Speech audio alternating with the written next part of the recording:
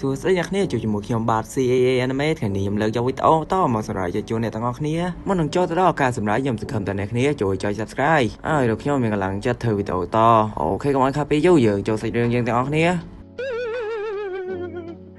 កាសរឿងនៅភាគនេះយើងឃើញជាមួយនឹងនូណាកំពុងអង្គុយលេងហ្គេមនាងពិតជាធុញខ្លាំងណាស់នៅតាមអ្នកឯងបែបនេះដល់អង្គុយសក់សក់នោះនាងនិយាយថានាងនឹងទៅកាសរឿងមកដល់ផ្ទះស៊ូកាយើងឃើញជាមួយនឹងយ៉ាម៉ូមកផ្ទះស៊ូកាចឹងណាគ្រាន់តែស៊ូកាបើកទ្វារចូលផ្ទះហ្នឹងណាយើងឃើញស្ត្រីពីរនាក់នឹងបុរសម្នាក់រត់មកយ៉ាងលឿនដើម្បីទទួលស្វាគមន៍លោកម្ចាស់ស៊ូកានាងនិយាយថាកុំរញ៉េរញ៉ៃពេកឆាប់ទៅ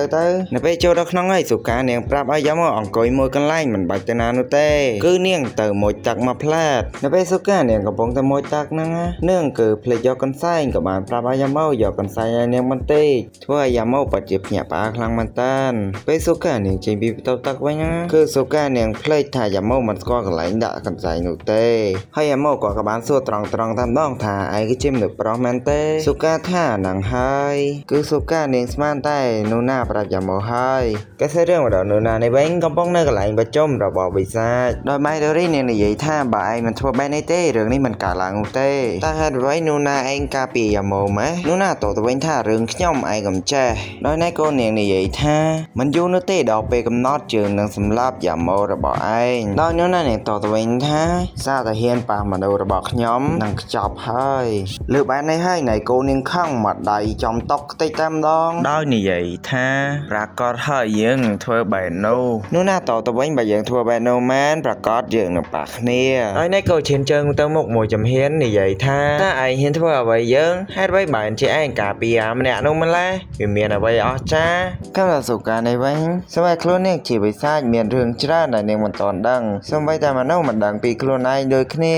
សុកានាងនិយាយថាឮថាឈាមរបស់លោកដូចជាឆ្ងាញ់យ៉ាម៉ូតទៅវិញថាគាត់មិនដឹងនោះទេយោងតាមនូណានាងភ្លក់ឈាមរបស់គាត់ហើយសុកានាងក៏បានសំភ្លក់ឈាមរបស់គាត់តើគាត់ឲ្យភ្លក់ដែរឬទេយ៉ាម៉ូតទៅវិញថាអត់នោះទេគាត់មិនឲ្យទេហើយសុកានាងសួរថាតើហេតុអ្វីយ៉ាម៉ូក៏តទៅវិញថាទុកសម្រាប់នូណានោះទេមិនបានប្រហែលមានគេឆាតមកស៊ូកាហើយនោះគឺជាម៉ៃដូរីនឹងឯងបង្ហាញជាមួយនឹងរូបណៃកូវាយបាក់តុក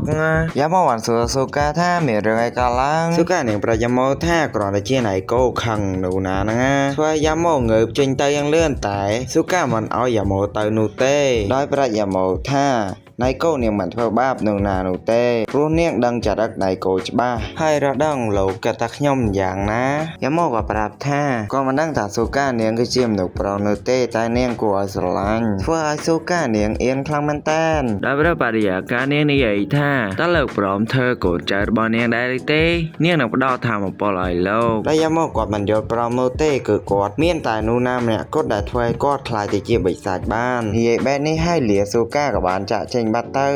នៅពេលយ៉ាម៉ូរត់ទៅដល់កន្លែងកាត់ហេរ៉េណូមិនមាននូណានៅទីនោះទេហើយយ៉ាម៉ូបានសួរពួកគេថានូណាទៅណាហើយណៃកូនាងបានប្រាប់ថាមិនបាច់តាមរកនូណានោះទេនូណានាងស្អប់គាត់ហើយយ៉ាម៉ូបានតទៅវិញថាបិទមាត់របស់នាងទៅណៃកូនូណានាងមិនអាចចោលគាត់បានទេនៅពេលចាក់ចេញមកដល់ស្ពានទូចមួយហើយនោះមានប៉ូលីសពីរនាក់ដើរតម្រង់មកសួរគាត់យ៉ាម៉ូមិនឲ្យប៉ូលីសពីរនាក់នោះសួរទេក៏លោតចុះទៅក្រោមហើយរត់ចេញទៅយ៉ាងលឿនគេសេរឿងមកដល់នូណានេះវិញកំពុងតែដើរហ្នឹងហើយរនាងកំពុងតែគិតថាគឺនាងមិនសមយកយ៉ាម៉ូមកពាក់ព័ន្ធរឿងរបស់នាងនោះទេនាងតែងតែកុហកយ៉ាម៉ូថាគឺពេលយប់សប្បាយធ្វើឲ្យពួកគេមានសេរីភាពក្រៅពីយ៉ាម៉ូនេះនាងគឺនៅផ្ទះលេងតែហ្គេមនោះទេនៅពេលនោះណានាងដើរមកទិញស្រាផឹកបំបត្តិទុកព្រៀបនឹងចុចទៅហើយមានបរិសម្នាក់និយាយថាទិញស្រាមែនទេអូពិតជាល្អខ្លាំងណាស់ហើយនោះណានាងក៏បានមើលទៅគឺប៉ានាងពិតជាឆ្ងល់ខ្លាំងមែនតើហេតុអ្វីបានជាយ៉ាម៉ូមកធ្វើអ្វីនៅទីនេះហើយយ៉ាម៉ូក៏ចង់សួរថារឿងណៃកូហ្នឹងហើយនោះណានាងបានបញ្ឈប់ថាមិនបាច់និយាយនោះទេឆាប់បំភ្លេចវាទៅហើយរឿងយើងទាំងពីរនោះគ្រាន់តែជារឿងអតីតកាលនោះទេហើយយ៉ាម៉ូក៏បានប្រាប់ថាទោះគ្រាន់តែជារឿងអតីតកាលមែនតែវាមានអារម្មណ៍ល្អខ្លាំងណាស់ចំពោះនាងបើមិនបានជួបនាងទេនោះគាត់នឹងខ្លាចជាមនុស្សឯកាហើយយ៉ាម៉ូបានសួរទៅនោះណាថាចុះអ្នកវិញនោះណាបានប្រាប់ថាគឺនាងសប្បាយណាស់នាងតែងតែបំភ្លេចរាល់ការធុញទ្រាន់របស់នាងហើយរូបនាងមិនមែនជាមនុស្សកុហកនោះទេឲ្យនាងសុំទោស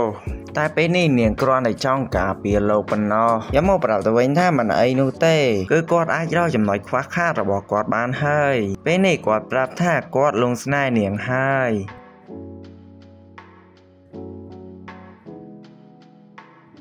អូខេណាគេសាច់រឿងយើងមានតែប៉ុណ្ណាពីខ្ញុំបាទ CA Anime សូមជម្រាបលាអ្នកទាំងអស់គ្នាបាយបាយ